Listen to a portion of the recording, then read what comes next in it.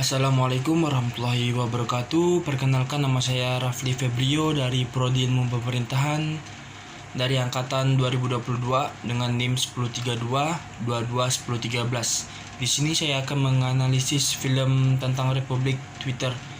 Nomor 1 yang saya tonton dari Republik Twitter, seorang mahasiswa yang menjadi buzzer di Twitter dan dipanggil bekerja salah satu warnet dengan tugas menjual berita hangat soal pilkada DKI dan berita hangat soal politik dan pertarungan dengan seseorang calon. Dari pekerjaan mereka itu memegang orang-orang penting, yaitu politisi, selebgram, sampai calon bupati, dan mereka hanya butuh eksis di dunia maya, dan orang yang memiliki panggung itu menyuruh bawahannya untuk mempromosikan dirinya kepada kalangan masyarakat yang mempunyai media sosial ataupun tidak, dan membuat berita kebaikan-kebaikan bukan keburukannya untuk mempromosikan dirinya dan bisa menjadi terkenal di dunia maya maupun dunia nyata. Dari mempromosikan dirinya itu supaya menjadi politisi atau yang lain. Ada juga mereka menyuruh memainkan isu-isu dengan cara menyebarkan kebaikannya dan supaya memiliki panggung ataupun nama. Dan ini masuk ke dalam politik praktis dengan menyuruh bawahannya untuk mempromosikan dirinya kepada masyarakat supaya menjadi terkenal dan bisa mencalonkan dirinya. Yang saya pahami dari politik praktis, mereka menghalalkan segala cara gerakan dari satu kelompok maupun satu orang ataupun sekelompok orang yang dapat mempengaruhi pandangan pendapat masyarakat tentang suatu keputusan ataupun kebijakan. Dan ini yang saya pahami dari film Republik Twitter. Tetapi menurut saya ini adalah salah, karena banyak jutaan warga Indonesia memiliki jiwa yang patriotisme, yang jujur dan bisa memimpin negara ini dengan kejujuran, amanah, dan berani. Salah satunya adalah jika kita memilih pemimpin atau orang yang jujur untuk mencalonkan diri, itu hendaknya berpolitik kebangsaan dengan sehat, agar demokrasi juga berjalan dengan sehat.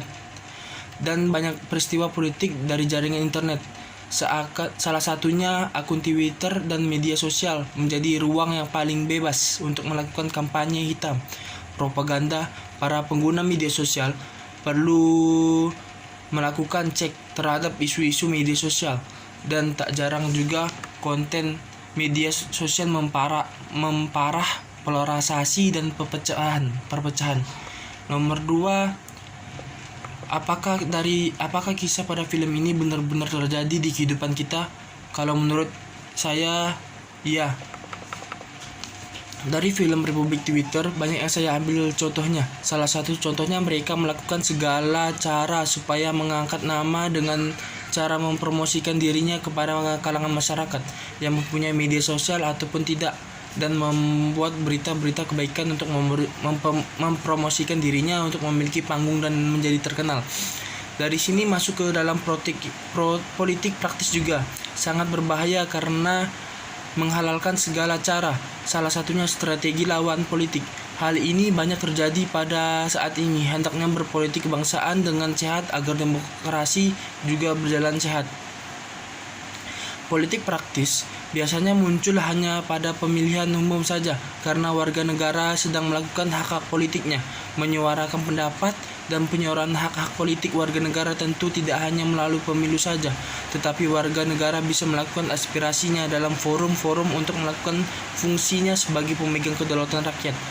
Dari kegiatan politik praktis ini, aktivitas atau gerakan satu orang ataupun sekelompok orang yang dapat mempengaruhi pendapat masyarakat tentang suatu keputusan ataupun kebijakan.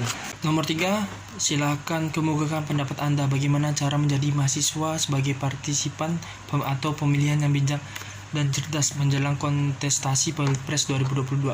Kalau menurut saya, untuk mengakses pemilu 2024 mendatang sebagai mahasiswa, kami harus turut andil dalam setiap rangka tahapan pemilu yang sudah dikeluarkan oleh Komisi Pemilihan Umum (KPU).